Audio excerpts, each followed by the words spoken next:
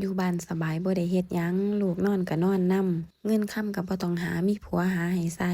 มันแม่นบ่ล่ะแบบนั้นเจ้าว่าข้อยตื่นแต่จักโมงได้อาบน้ำจักโมงตื่นมาแต่ละมื้อกว่าจะเฮ็ดกับข้าวแล้วล้างถ้วยล้างจานเก็บในครัวแล้ว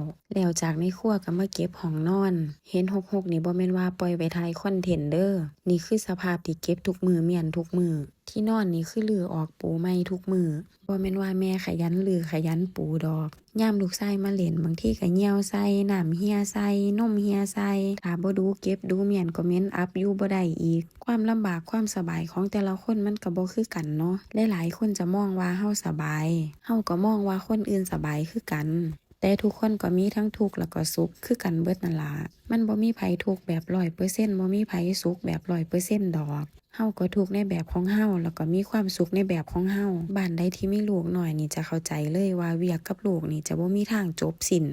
เก็บหม้องนี้แล้วเมียนหม้องนี้แล้วก็ต่อหม้องใหม่แล้วลูกก็มารื้อใหม่อีกชีวิตมีสีสันแท้ตัวแต่ละมื้อนี่ตั้งแต่มีลูกมานี่บ่ได้ไปหาหมู่หาพวกบ่ได้ไปไส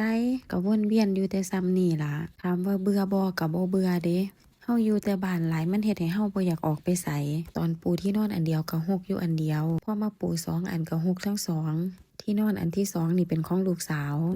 ว่านอนที่นอนนำกันน่ะมันเบียดก็เลยเอาอีกอันนึงมาปูให้เพิ่นแต่ตอนนี้เพิ่นบ่ค่อยเข้ามานอนนำแม่ดอกเพิ่นก็เข้าไปนอนอีกห้องนึงเป็นส่วนตัวเพิ่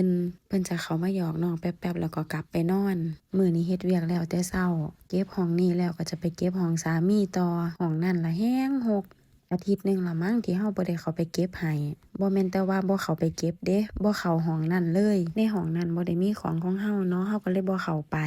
อย่าตกใจใยแมงมุมอยู่เพดานห้องเฮาเด้อมื้อนี้เอาซ้ำนี่ล่ะซะก่อนมื้อหน้าค่อยถูค่อยกวาดมาแต่ถึงฝ้าพุ่นแมงมุมนี่หลายคักเป็นตาหน่าย